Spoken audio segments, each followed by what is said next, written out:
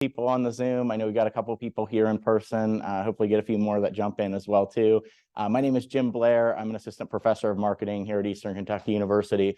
Really excited to talk with you all today because I know building your personal brand, especially online, is something that's been really trendy recently. And I think for all of us in academia and higher education, have a really big opportunity to be able to get our name out there, some of the great work that we're doing research-wise, connecting with our students, and hopefully be able to make a positive impact on whatever community that you're a part of here in Richmond or beyond to show off all those great things that we're doing. So what I want to start off with first with everybody, and hopefully we can keep this as interactive as possible with a few activities and hopefully examples. What do you all think a brand is? Anybody on the Zoom want to give it a shot? I know we've got some business professors on the Zoom, so at least a couple of them know what a brand is. You want to give it a shot, Stephen? Yeah.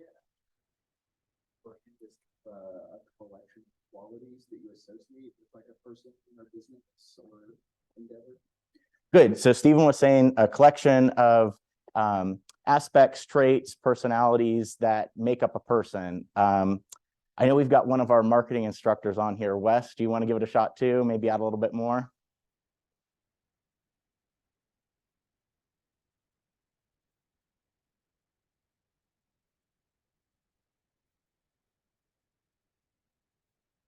Or Cindy, if you want to jump in. I know you've got a little bit of branding as well with the econ. Wes just typed in the chat. Oh, awesome. How we're viewed, represented to others, or in simple terms. Yeah, how you're viewed compared to others. So this is a great way for us to be able to differentiate ourselves from other people in the marketplace, but also you'll see companies or products will use branding to be able to make themselves different from others as well. So what I want to start off with first, everybody, is we need to make sure that we understand what a brand is. Then we'll get into some personal branding and a personal branding activity exercise so we can reflect on our own. And then we'll take a look at how you're able to do this online, specifically with LinkedIn. So what I want to start off with first, everyone, is I think everybody here has been to Taco Bell at one point or another. If we wanted to create a brand for Taco Bell, this is basically how would you describe them if they were an actual person? What would they look like? Are there activities that they would do? Could you describe what their lifestyle choices are? Do they have any personalities? Are there any adjectives you would use to describe them? What do you guys think? How would you all describe Taco Bell? Meg, have you been to Taco Bell? Do you have any like insights or recommendations what that would look like if it was a person? All I can picture is like somebody dressed up in a big taco suit. Good. And why do you say there's like a mascot in a taco suit? Why do you say that? Whenever I hear Taco Bell, I automatically think tacos. Good. So we have a core product that you think of when you think of Taco Bell. How would you describe them though? If Taco Bell was a person, what would they look like? How would they behave? What are their traits?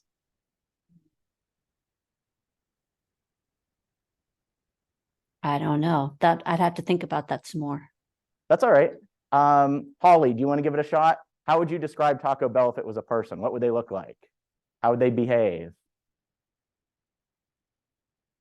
Taco Bell to me, I just think of college. I'm sorry. Good. So you might think of it as maybe like a younger person, something related or going to college. Anything else? Yeah, late night partier, eating. Yes, good. Late night partier.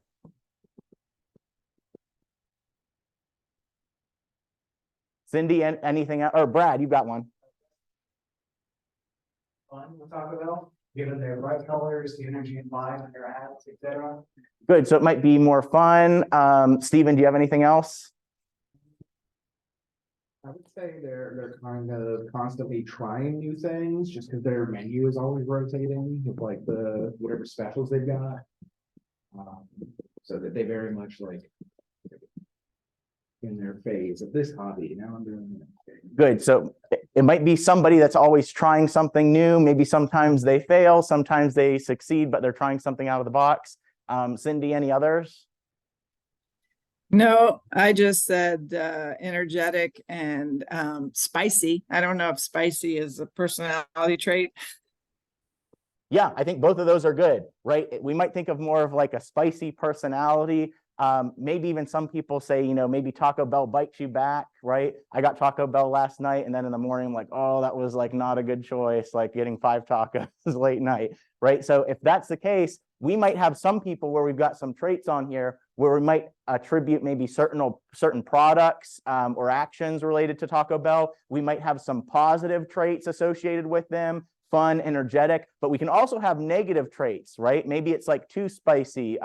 Maybe we don't want to be college style. Maybe we want to be more mature, sophisticated, right? Brandy, do you have any other thoughts if Taco Bell is a person? Everything everybody said, I thought college student, fun, maybe a little bit wild, maybe too wild for some. Good. So we might say it's wild or even overly wild, where it's too extreme or too bad. Excellent. So with this class, this is how we create brands. And Taco Bell is able to do this by hopefully communicating out to their audience what their perception is and what they want it to be. Now, I will say, when I do this activity with college age students, they have a different perception than how you all perceive Taco Bell. I actually see a lot of negative attributes that they have on here, where some of them are like, well, I think it's low quality, or the line takes forever to get through, or it's like super cheap, right? So in some instances, we may even communicate things negatively about our brand to our audience, and we want to be able to repair those or reposition those in the marketplace. So when we think about a brand, we have a lot of different tools in our tool belt that we can leverage to hopefully turn that into something positive moving forward. What is our actual name? We might be able to have websites, URLs to be able to get out to our marketplace and to the community who we are, what we stand for. We can even have things like logos and symbols that people associate with us. Characters or mascots that I believe Meg had mentioned earlier, maybe a taco that's in like a big mascot outfit, right? We can have slogans or taglines for Taco Bell, Live Moss, or I think it might have been, maybe Brandy had said late night meal. I think they used to call it, yes, fourth meal was the one that they had. So we always think of them as that late night snack or late night dinner. And even things like jingles and sounds, because if I told you what's the sound associated with Taco Bell, dong, right? It's the bell ringing. So even that is associated with Taco Bell, and that's in your head. So we can use each of these tools to hopefully leverage and create a brand image within consumers, but we want it to be positive. And if we do get some of those negative aspects, we want to switch that to something hopefully more favorable moving forward. Now, does anybody know who this is? Any guesses from the audience? Mr. Bell? Not Mr. Bell.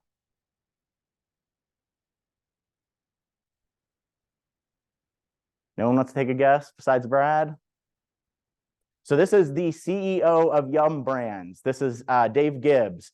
He is overseeing all of the brands that Yum Brands owns. So if you didn't realize, Taco Bell is actually one of the brands that's owned by a larger conglomerate. They also own Pizza Hut, KFC, Long John Silver's, A&W Root Beer. So if you ever wondered, like, why is there a Pizza Hut together with that Taco Bell, or why is the A&W with Long John Silver's? They own all of those brands, and they use a co-branding strategy to hopefully get their name out there and have people have more combinations of food when they're going out to get their meals. But with Dave, if he sees, Taco Bell doesn't really have a positive brand image, or these aspects that you all came up with in our focus group aren't something positive that he wants, or he wants his company to be portrayed as, he might want to reposition what his brand looks like in the marketplace. So the CEO might talk to you all and say, I want to reposition ourselves to be more cool, trendy, higher end, just like Chipotle, right? Because we can all have other brands that we aspire to in the marketplace. So in this case, you might say, you know what? Taco Bell has a lot of products or similarities to Chipotle already. They've got the Power Bowl, Chipotle, they've got their burrito bowl, right? So with this, what I'm going to ask you all to do is just individually, I want you to jot down, if you are going to change some of the words, phrases, adjectives to be able to describe Taco Bell to create that personality, what would you change to morph it into more of a Chipotle brand? One that might be more trendy, cool, fun, exciting, higher quality, more of those positive, upbeat characteristics in the marketplace. So I'll give everybody a couple minutes. You can either jot down on your laptops, in your Microsoft Word documents, or you could jot down on a piece of paper. What are maybe some words or phrases you would use to describe or change Taco Bell? Could we change anything with some of these tools that we have in our brand toolkit, whether it's our slogan, our jingle? Could we have a new mascot? Any logos or symbols to be able to create that better brand identity? One of more premium, luxurious, higher end, sophisticated in the marketplace.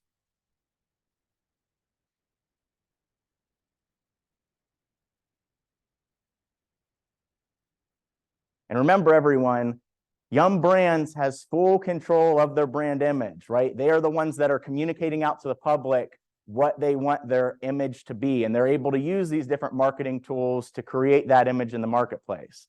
So if you guys had all these tools to your disposal, what would that look like?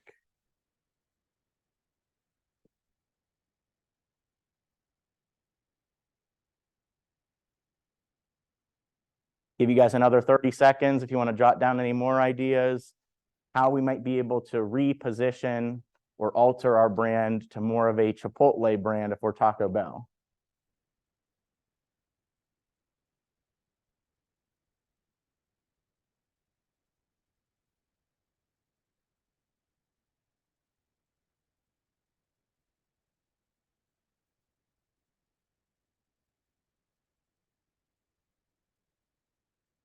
All right, let's see what everybody came up with. Holly, do you want to start us off? Do you have any ideas how we might be able to create more of a perception of higher end, sophisticated, like fun, hip, trendy feeling for Taco Bell if we were trying to turn it into Chipotle? Sure, I'm all about ambiance. And so when I think of Chipotle's buildings compared to Taco Bell, they're completely different. Good. So what would we change about that retail visualization, the store atmospherics? What would be some things you would change about the ambiance? The one thing that pops into mind is Chipotle usually has an outdoor seating area or a couple of tables. Yep. And what would that outdoor seating look like? Doesn't have to be fancy, just a little area with some tables and some chairs that if somebody wants to sit outside and not in a fast food restaurant, that would be an option. Good. And why do you view that differently than sitting inside in a fast food restaurant? Sitting outside, Yes. Why is that different?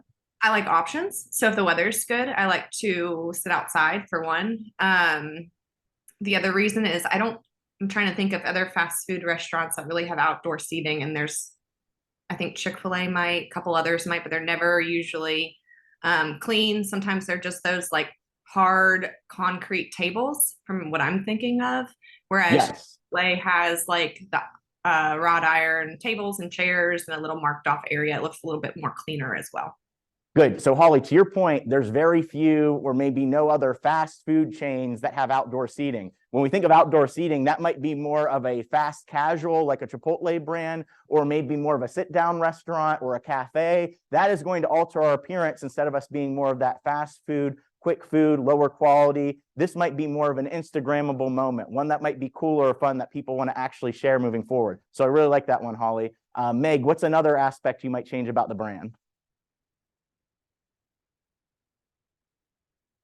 I'm thinking about, like, when I think of Chipotle, I think more of about freshness and like produce. So I'm thinking Taco Bell, some of their ads are rather gimmicky. So maybe refining those and emphasizing like fresh produce and meats and things like that. Good. And how would they do that in the advertisement? Well, I think, they could just show like a fresh head of lettuce being broken open so it looks crisp and fresh. I don't know, just focusing on fresh produce. I don't know, maybe less gimmicky, like less chihuahuas and more. Yes. It's on the quality of the product as opposed to the gimmicks that they sometimes use. Awesome. No, that's excellent, Meg. So if we want to be known for our freshness, we need to be able to show what our products look like. So we need to have those showcased to be able to say, hey, just like you said, Meg, maybe we break open the lettuce, we're chopping up the tomatoes, we're grilling the ground beef, right? Whatever it is, we want to be able to showcase that, because if that's something that we think of, if we're like aspiring to be the next Chipotle and they're known for high quality products, we need to also be able to show that to our brand. Wes, do you want to give your insight? And just to give everybody advance notice, Wes is like one of our marketing experts. He used to do all the digital marketing, social media for Fazoli's, and he works now with the Savor Group with grocery store chains. Is this thing on? Can everybody hear me? Yes, you're good, Wes.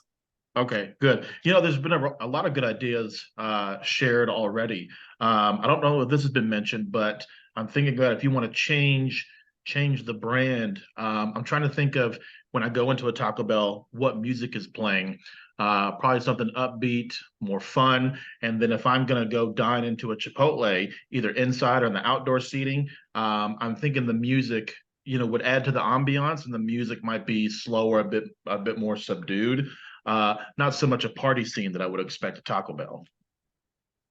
Good. So to Wes's point, if we even look at the store atmospherics, even the sound that we're listening to, the music that's being played, can actually alter how we feel about that store experience. So Wes, are there even any like specific songs or musicians that you would want playing in that Taco Bell to feel more like Chipotle?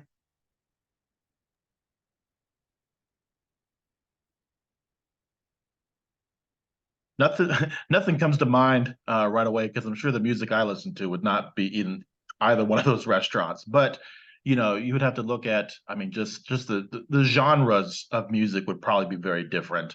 You might look at more, I'm just thinking off the top of my head here, maybe some rap or hip hop or pop music for Taco Bell. And if you wanted to shift towards the Chipotle ambiance or feel, it might be classic rock, you know, something along those lines.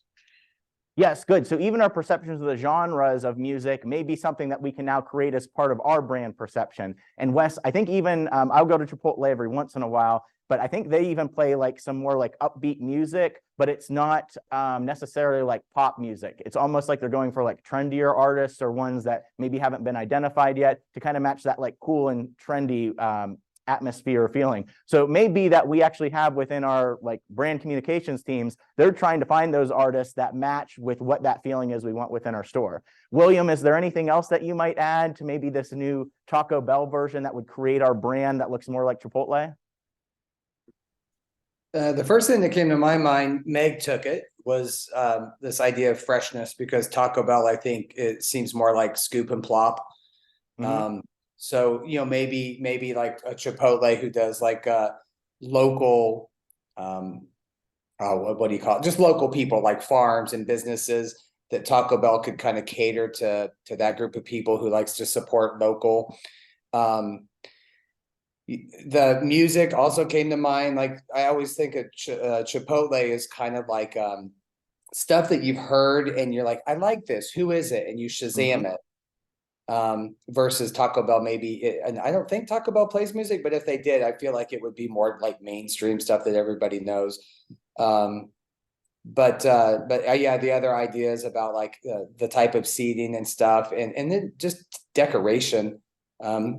Chipotle's kind of got like a warehouse feel. It's very open, and Taco Bell is just small and crammed in, and you know, you can. It's very different. So others kind of already touched on the things I had thought about. Good. So to William's point, I think those are really good as well too. We might be able to focus more on where are we getting our ingredients from? Are these something that's more local? Because if anybody in here is a KFC fan, which is also owned by Yum Brands, they've been doing this. So next time you guys are on campus, go to the Richmond KFC, and when you walk in, it says the chicken today is from this farm, and they tell you the location and the name of the farmer. So even these larger brands are trying to do some of those aspects to maybe reposition how you feel or think about them in the marketplace. But I agree, William, again, those store atmospherics are good. The decoration, Chipotle's got more of this like modern urban feel or style. Taco Bell might need to switch, because right now they're doing a lot of neon colors in there and things that are really, I would say, flashy, that jump out. Maybe we need to switch what that store layout looks like. Brad, another point? Say about the color too, because think about the color, the Taco Bell color is purple, which implies like creativity, maybe out there, where the red of Chipotle is more excitement and spontaneousness. Maybe like a color change to something like orange for excitement, or just, you know, think about how the feel of your restaurant goes. Yes, very good. So Brad's even bringing up now, and this goes into more in-depth in consumer behavior, but even with our logos and symbols, the colors that we use can even have different meanings to consumers. Those can shift from society to society globally. Oftentimes, I would say fast food or food locations use some form of red because red oftentimes evokes some form of hunger, especially within the North American culture. But I agree, Brad, if we want to shift from being known as this innovative one that maybe we hit or we miss on our Taco Bell, like new items. I think right now they've got those dipping tacos right now is their thing. Some people might like them, some people might not like them. We might want to be something that's maybe more safe, secure. We would want to even change what our logo design looks like moving forward as well. So I like that a lot. So you all did a very good job with this activity. We just wanted to start off with this to be able to see, can we identify, what is a brand? Can we look at maybe an example of one where they might want to change or rebrand in the marketplace? Because what I would say is for you all, what we're going to focus on now is your personal brand. So earlier we were saying that we have brands can be associated with products, companies, organizations, but each of you have your own brand.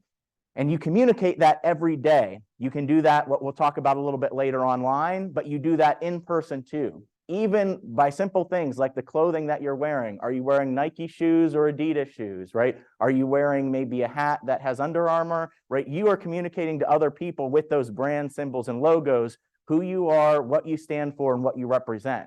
So with those interactions, you're able to maybe shift or change how you are viewed, and especially in the online setting and with new technology that's available, whether it's augmented reality, virtual reality, the metaverse, AI, leveraging and learning these different technologies and creating it and making it a part of your personal brand can allow you to stand out, and what we want, positively differentiate you from the other people in your field and profession, because that shows to employers that you add that extra value. And if you aren't valued by that employer, there's going to be other people in the industry that see what worth and value you're bringing. And oftentimes that's where you're going to hear from recruiters. But then on top of that, your organization is going to grow their presence as well, because you are going to be linked with that brand, your brand extension, and they'll be able to see all the good work that's being done, whether it's in your programs, in your classrooms, in your centers moving forward. So what we're going to do is another activity where I want you all to, if you have a sheet of paper, get out a new sheet of paper, or if you've got that Word document, jump to another page, but we're going to do a little reflection as to what is your personal brand. So if you've got a sheet of paper, or if you're doing this on like a Word document, what I'm going to ask you guys to do is fold that paper hamburger style and just write on the top half of the front. If you guys are doing this on a Word document, just write this on, I guess this would be page 2 for you, and then I'll let you know what will be on pages 3 and 4. So this top half of the hamburger, this is what I want you guys to answer about yourself.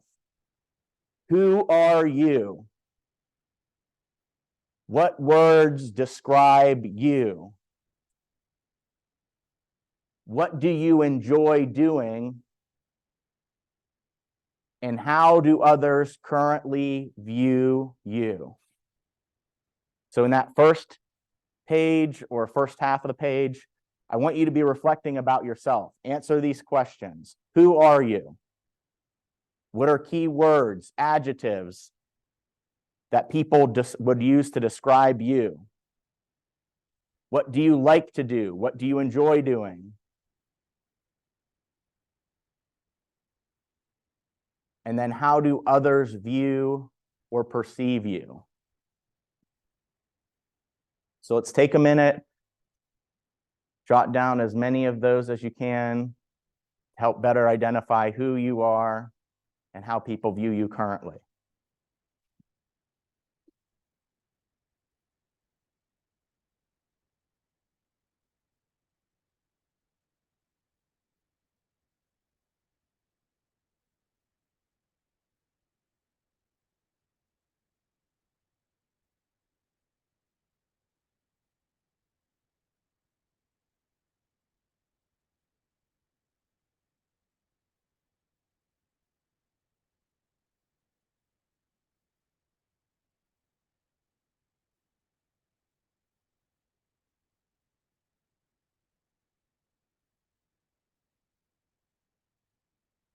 All right, next. So either on your next page, or you could do the bottom half of the hamburger if you've got a sheet of paper out in front of you. This is where we're going to focus on future you. So, what are your future goals? What do you want to be known for personally and professionally? Where do you see yourself in 5 years? What are you aspiring for or aspiring to? So the second section, we're focusing on our future selves. What are some of those future goals that you have for yourself? What do you want to be known for? Are there things in your personal or professional life you want others to see or view you as? And then where do you see yourself 5 years from now? What does that future self look like down the road?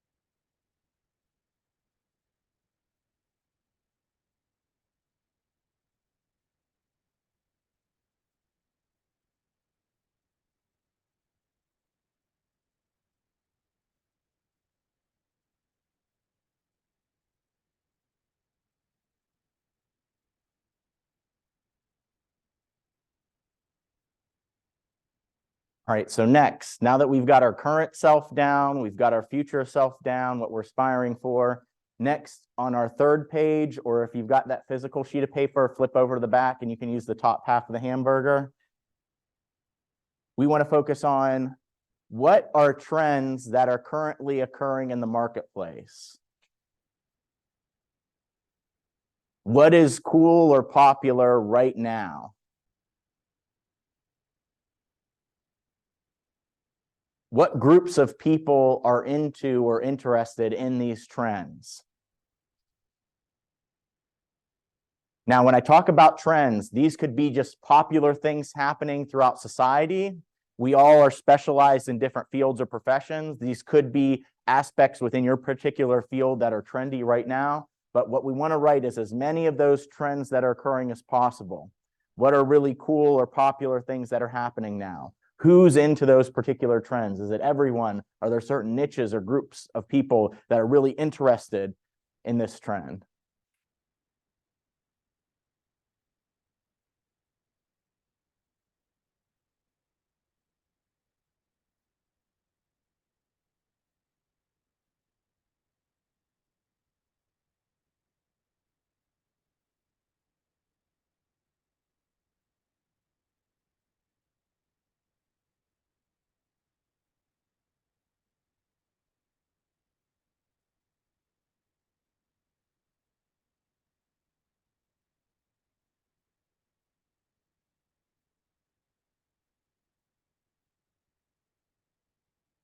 So now that we've got our 3 separate pages down, our current self, our future self, and trends that are happening in the external environment, what I want you all to do individually is look through those 3 areas. Are there any overlaps with those different pages that we've got? Are there maybe trends that are occurring that you could see aligning with your future self? Are there any trends or actions that are going on today that match with who you are? Do you see very clearly how there's a bridge between who you are today and what you're trying to strive for in the future? So if you've got a sheet of paper, what I would do is draw some arrows to be able to kind of map out how some of these things might be interconnected with one another. Or if you've got your Word document, you might be able to do like a color coding, like highlighting. Maybe if these 3 match, we might highlight them yellow. If another group 2 match together, we highlight them green. So start going through those different aspects that you've jotted down and see what really matches or links up for you. Do you see any potential connections, ones where there might be a connection in the future?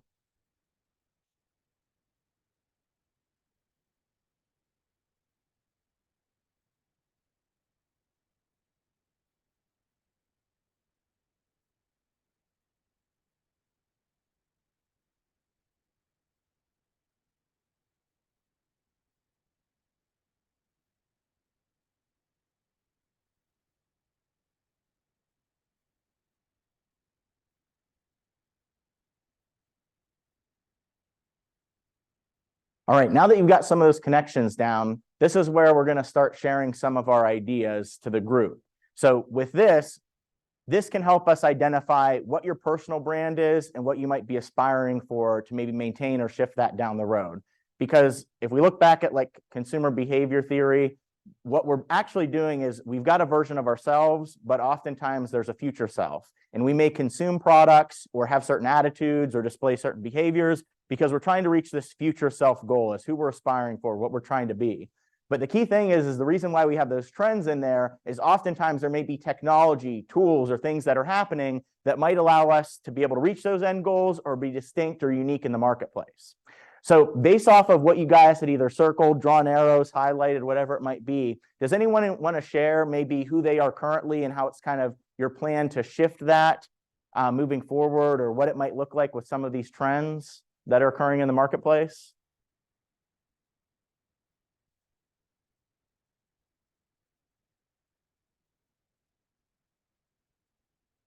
Cindy, would you want to share? Thanks for asking, Jimmy. No problem. I'm an economics professor and I direct the Center for Economic Education, and I've been working with the center since 2001. And so it's been a long time. And for the most part, it's just me in the center, and I do programming for teachers. And through the years, I've brought in some teachers to present also because they connect, in a way that I don't connect with the classroom teacher, the K-12 teacher. And but I have been thinking more recently about sustainability of the center because I've been doing it for a long time. And we moved over from the arts and from class to the College of Business. So there've been a lot of changes in the last just few years. And so I sort of, some of the adjectives I wrote down were for myself were collaborative, and I like to design things. And the future goals, I wrote sustainability of the center. And then in terms of trends, one of the ones that I wrote down was flexibility within education, because I think, with the pandemic changing people's experience with online education and sort of hybrid education, it's been difficult at the center for us to figure out, for me, I say us, it's the royal us, to figure out where to find the K-12 teachers in order to help them with integrating economics and personal finance in their classes. Because if we have in-person activities, we have low turnout. And if we have virtual activities, we don't have a lot of engagement. And it's just really hard to figure out how to be flexible enough to achieve the objectives of the center with all of the uncertainty around where teachers are and what they need today. And so I don't know if all that fits together, but it sort of did in my mind.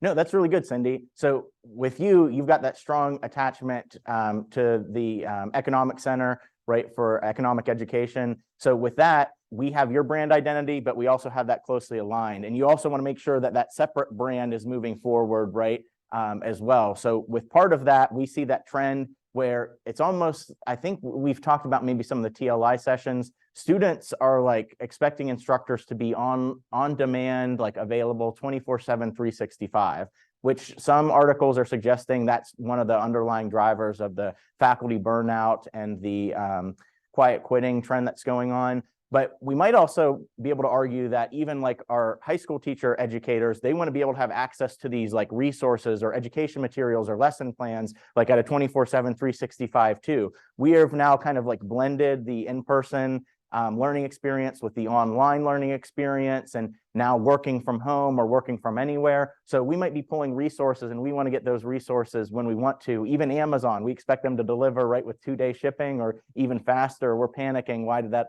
package or item not ship? So we need to be able to create something with that center, that perception, where maybe we're able to offer some of these materials, lesson plans, something that they're able to access almost like 24/7, 365, but we also don't want to impact like your resources or your time that's on the job. So it might be creating some of those like digital resources or materials to show that, hey, we can showcase or provide these wants and needs or offerings in the marketplace. But then we also still have these expert consultants and teachers that are able to, link up with you or meet with you during specified hours or times that are available.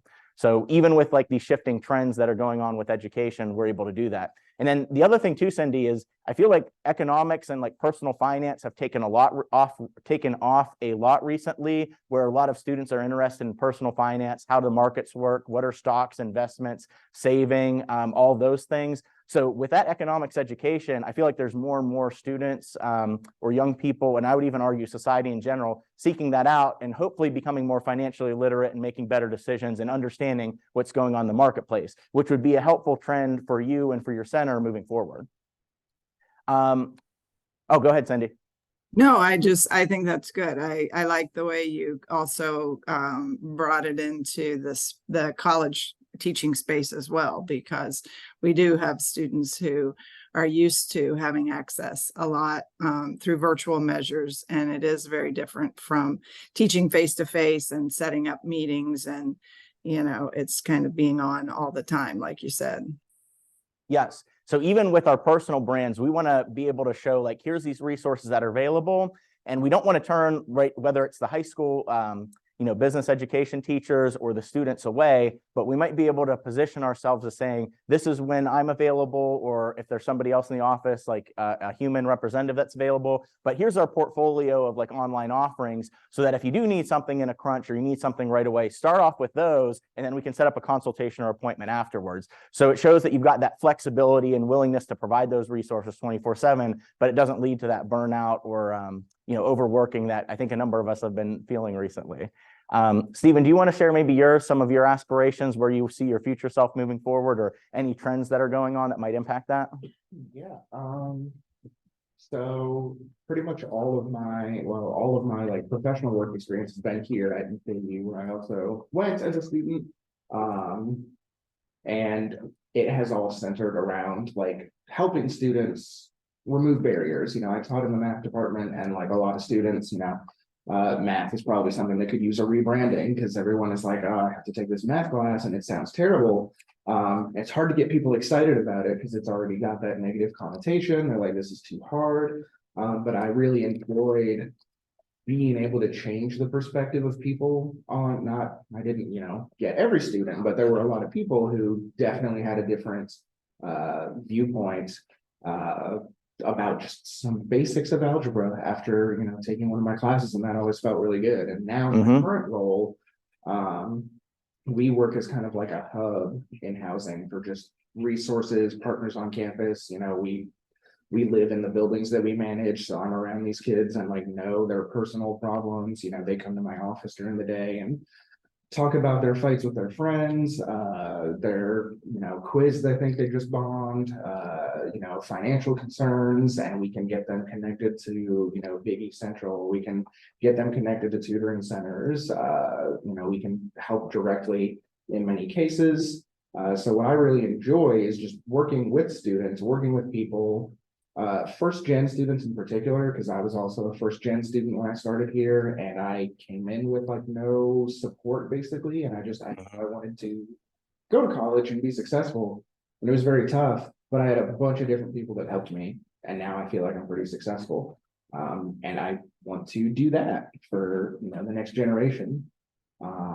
So Stephen, you're doing a really good job describing your current self, right? You've got, as part of your brand, Eternal Kernel, right? You're part of EKU's, Big E. In addition to that, as an educator, you've tried to remove barriers and promote a positive learning environment, especially with math. Stephen and I were talking before this. I know we've got a couple business professors on here. I know sometimes there's a stigma where the students are like, oh, numbers, I don't know what this like Greek like letter or whatever it is. So then they just shut off. If we can remove those barriers, so Stephen, you might be seen as someone that kind of removes the barriers, helps, but even some of the things you're talking about, you're acting as a mentor, as a coach, as someone that can help be a problem solver. Those are big things that students can come to you and feel comfortable, and then they have confidence moving forward, or they can create that game plan, or you help them create that game plan. So if that's what we've got as current self, what are you striving for? What does the future Stephen look like? And are there any trends that might be able to align with where those future goals are? Yeah, so I think ultimately what I really do enjoy is solving problems, but solving practical problems that, you know, real people have. And most of my experience has been with specific students in a specific environment. And I would love to expand that. And, you know, maybe learn how to, you know, whether it's at like other institutions, other universities, you know, other populations, and their unique struggles, figuring out how to make it easier for them, and kind of going in with those trends. What I've noticed, at least here, is, you know, we deal with like the incoming freshman class every year, and especially post-COVID, a lot of students kind of expect to just be able to go and ask someone else to solve like every problem they have. In housing in particular, we've had a huge influx of students just being like, my roommate does this thing that mildly annoys me. Can you go tell them to stop it? Because I don't want to bring it up and make it awkward. And so we have to try to teach them like these basic people skills of like how to have an adult conversation, because they want someone else to just go make the problem go away. And so what I try to tell them is that we are here to help, but we are helpers, we are assistants, we are giving you the tools to do it, but you still have to go and actually do this thing. So that's what I would like to figure out how to do, is like address that growing mindset and like empower students, empower people in general, really, to feel like when there's an issue, there's a problem, there's a roadblock, that they have the tools they need to get around it themselves. Good. So I like that, Stephen. Maybe going beyond that and maybe still helping out with those one-on-one consultations, but is there a way that I can maybe make a bigger impact and be seen as this coach, mentor, problem solver? And it sounds like you're especially passionate about, like you said, the Gen 1 students and some of these students that may be like, I'm not familiar with college, or I don't know what to do, or I need help with some of these skills. And I think, Stephen, there's a lot of opportunities with some of these trends going on. I just got an email in my inbox that I believe it's maybe other people got this in their inbox. The state of Kentucky has like a workforce committee that's focusing on improving the soft skills of students, because that's one of the #1 employer issues that they're having right now. So it might be, how do I communicate with my coworker? Like, what's the best way to resolve this conflict on a team or a group project, right, that I'm working on, whether it's in school or in the workforce afterwards. So if we're able to improve some of those interpersonal communication skills and soft skills, that's going to set them up for success here in their communities and then in the workforce as well. But I think there's a number of other larger problems too, Stephen, in higher ed, whether it's the demographic drop-off that we keep hearing about that's coming in, I think, 2025, if I remember correctly, or even with first-gen students. There's so many, and especially with our communities now, within Southeast Kentucky, with the level of poverty, like, how do I like better manage my budget or my funds that are available? What are some of these questions about financial aid that I might have, or even knowing about resources that maybe many universities have, or even just ours, like the Kernel Cupboard or the Dress for Success, where they get a professional business outfit to go to interviews with. Like, those are some skills and things that could be helpful. And when we shift into our next topic, the online branding, I think there's an opportunity for you to reach not just the one-on-one students and not just the students within the Kernel community, but potentially students that are going to universities all over the US, and I would say even throughout the world, with maybe tips, advice, and recommendations as to how to solve some of those problems that they're commonly facing. So I think you guys did a really good job with this activity. I'm sure the others, you all had some great ones too, jotted down on your paper. But with that, you want to be thinking about that future self and how am I able to communicate that moving forward? And like we talked about, there's opportunities for some of that in-person engagement where you're able to signal to others who you are, what you stand for, what's your expertise, and what do you want to be known for moving forward. But right now, there is a major big emphasis and push for this online personal branding. LinkedIn and Handshake are two great resources that we have available here at EKU that I would highly recommend to take advantage of. Well, there's other platforms that you're able to do this too. You can create a personal brand on TikTok, on Instagram, on Reels, on Facebook, on Twitter. One of the best ones, and I think the one that's probably going to be the best fit for us to look at, is LinkedIn, because that is more of a professional social networking site where you're able to convey some of these positive things that you're doing, your expertise, but then also those collaborations that you're doing at a higher level with your departments, your centers, and your employer, Eastern Kentucky University too.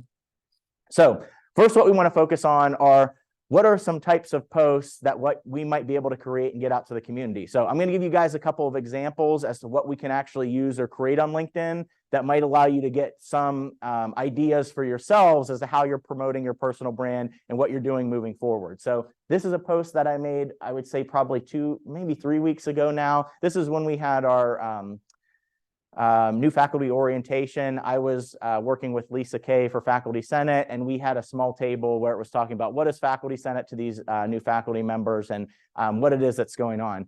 Visuals can help out a lot with your personal brand. So whether you're able to create like a short video or even take pictures on your phone, whether that's a selfie or showing like images of what your table is that looked like set up or people that you're engaging with, oftentimes that's going to get way more engagement than just a text post. Even adding things like you can see in here, I've got different emojis and hashtags. That is also going to increase the chance that you are going to reach a larger audience, and even people follow certain hashtags, so it is more likely for your post to appear in their news feed. So being able to include those can be really helpful.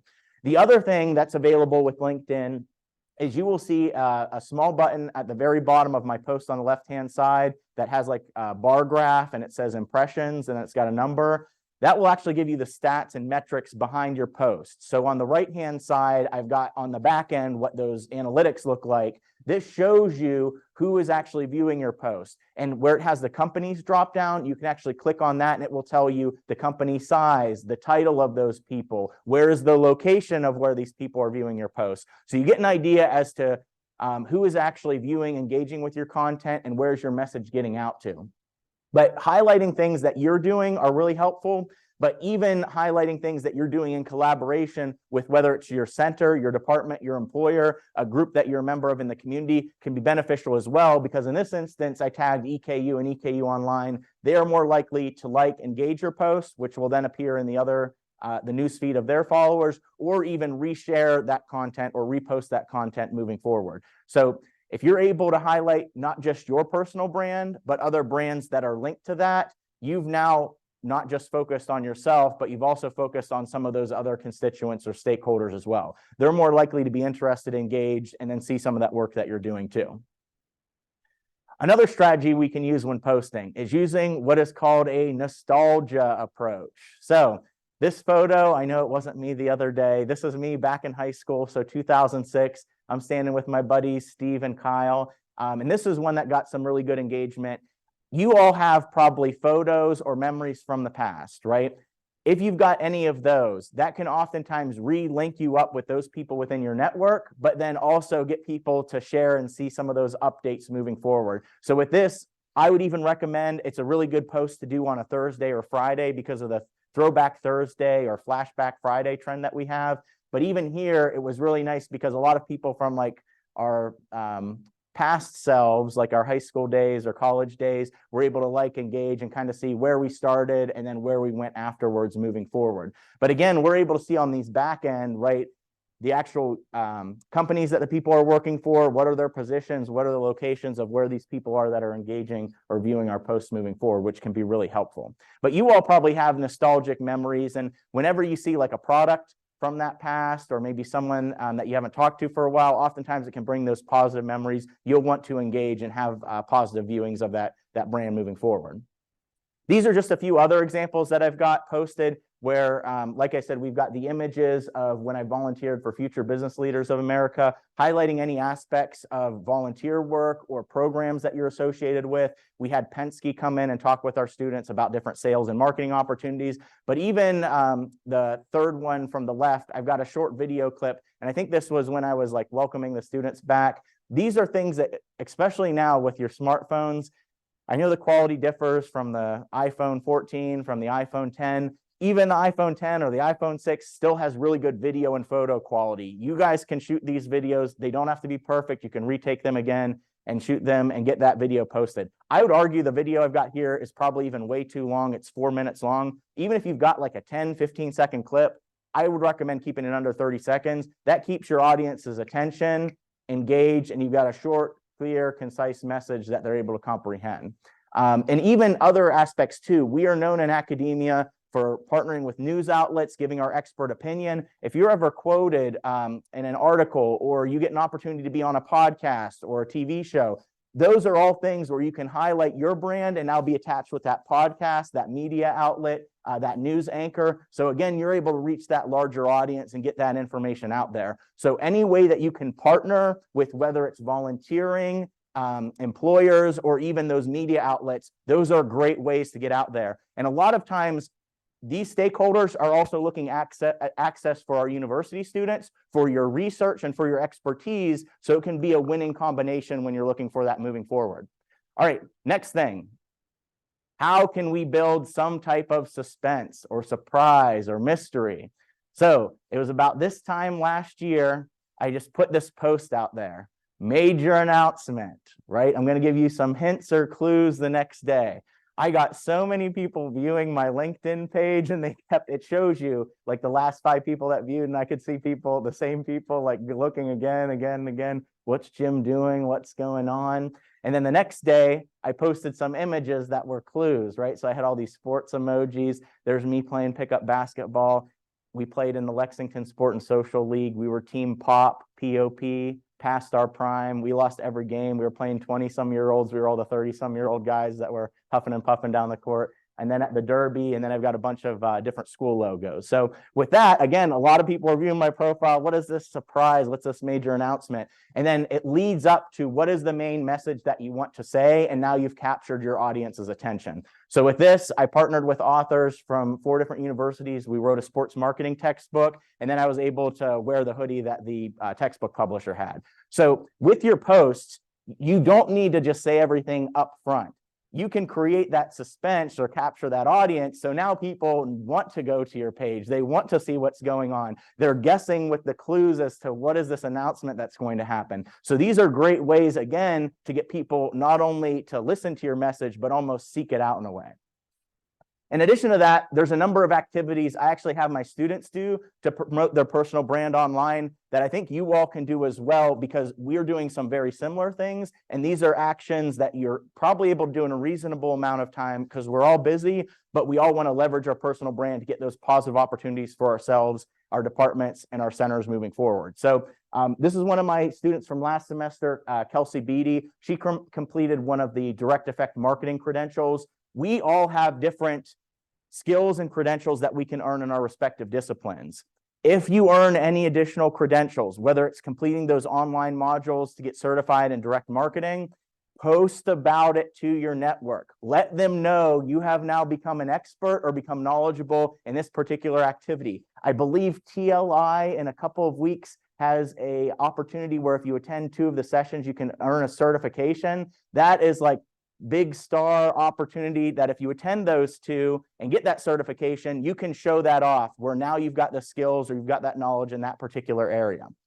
In addition to that, with us, we read a lot of research articles, but you guys probably read a lot of popular press articles, whether it's in Wall Street Journal, Forbes, New York Times, USA Today, to stay up to date with what is going on in your industry.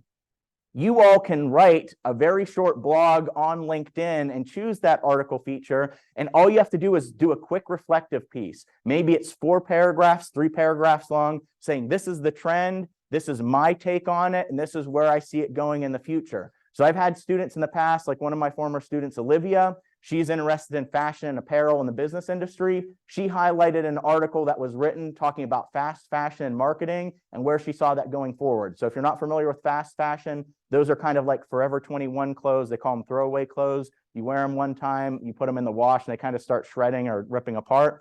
That goes against the green and environmental trend that we're seeing. So now we're seeing other brands be more focused on sustainability, like Patagonia, where they focus on their products lasting the lifetime of the consumer. But you guys can give your take. It shouldn't be on like fast fashion marketing. It should be the areas that you're focusing on. And it shouldn't be a large time investment. It's just a quick reflection. You saw this in the news. This is what I think moving forward. This is my take. This is where I see this trend going. And that shows that you've got those critical thinking skills. You apply your expertise and knowledge to that topic, and you give that little twist.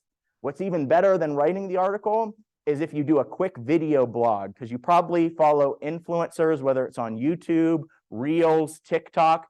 They've got a news story and they give their quick little take or 2 cents, right? And it's a couple-minute video long. You're able to do that same thing with your area of expertise and add value moving forward. This is another one of my students, Garrison. I just ran into Garrison yesterday.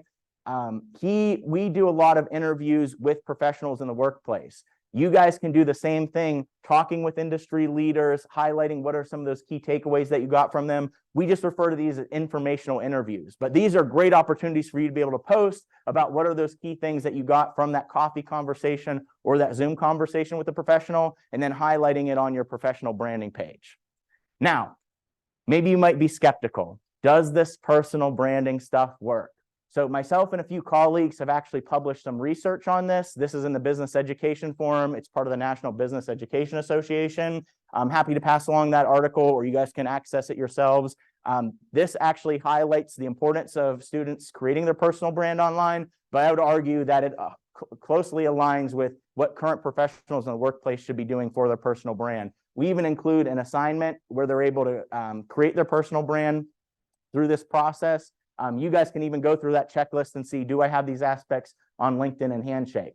But what we've also found through some of our research, which is published in the Journal for Advancement of Marketing Education, is that if you're able to get people to believe in their brand and be confident in their brand, that leads to them having higher levels of authenticity, which you're able to find and reflect. This is who I am. This is the person I want to become. Because it gets to your self-actualization. This is where I'm going to contribute in life. This is where I see my passion or my career moving forward. This is who I am. This is who I want to be. So as a result of being able to believe and have confidence in your personal brand, you create that authenticity, which leads to your self-actualization of where's your career going, where is your brand in the marketplace moving forward. So as far as our personal branding workshop for the day, the big thing from that writing down activity or what you jotted down on your laptop, you need to figure out who you are and what you want to achieve moving forward. There's no right or wrong answer there, but this allows you to be able to set yourself apart and be different from other people in your profession or your industry. But set smaller goals to get to that future you. That is not going to happen overnight. So figure out, am I going to maybe post a blog post once a week? Am I going to highlight this workshop that I was a part of? Am I going to highlight this module that I just completed, right? How am I going to get to that future self, and how am I going to be known as this expert and show off these great things that are happening in my department, at my university, or individual things that you're achieving? But utilize those online personal branding tools. LinkedIn is one of the strongest ones, but you can be doing the same thing across other platforms as well. And last thing I would say is leverage your kernel network. Whether you're here at EKU or if you're working somewhere else in the future, leverage some of those brands that you are connected with, because they all have a network of people that are associated with that brand. When you say that you're a kernel, you automatically tap into the alumni network, the current student base, parents of the students, employers that like EKU. All of them are going to listen in your audience and will be associated with that. So any of these brand extensions or co-brands that you're able to partner with or show are part of your brand identity will be beneficial to you moving forward. So what I hope you're able to do is continue building that brand moving forward. We'll go ahead and open up the floor to any Q&A or any feedback that you have, or maybe ideas for continuing to bolster your brand moving forward. Anything from our Zoom audience or in-person audience?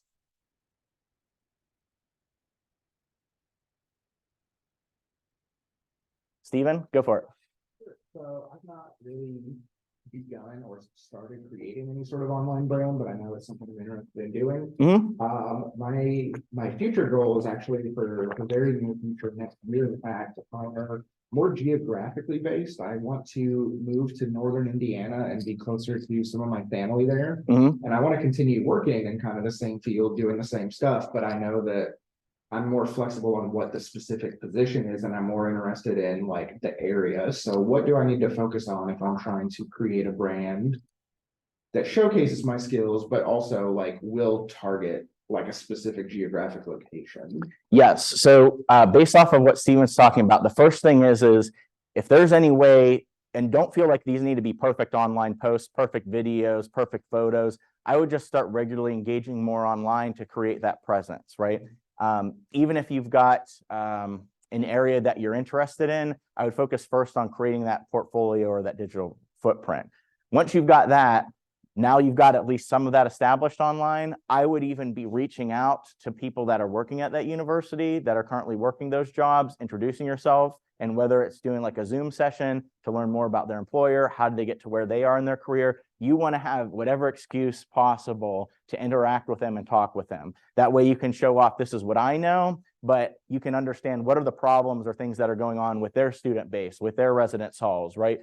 Maybe with the recruitment of students, whatever it might be. And then if you're able to come up with some type of solutions to those or show you've got expertise in that, once that job opens up or there's opportunities there, they already have got a name and a face to the resume, right? They've got your skills, they know your personality, and they can see some of the work that you've accomplished. You've just increased your chance of jumping into that position or opportunity versus someone else that's just sent in that cover letter and resume and they don't have that connection with.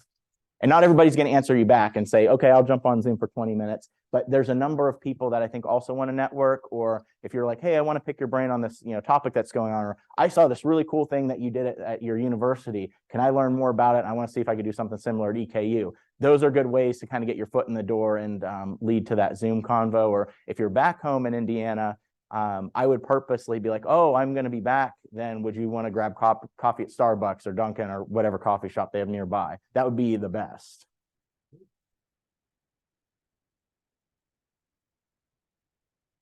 Awesome. Well, if there's no other questions, I appreciate you all for joining today. Feel free to email me at james.blair@eku.edu if you have any questions or need follow-up, but appreciate you all for making it out. Thank you.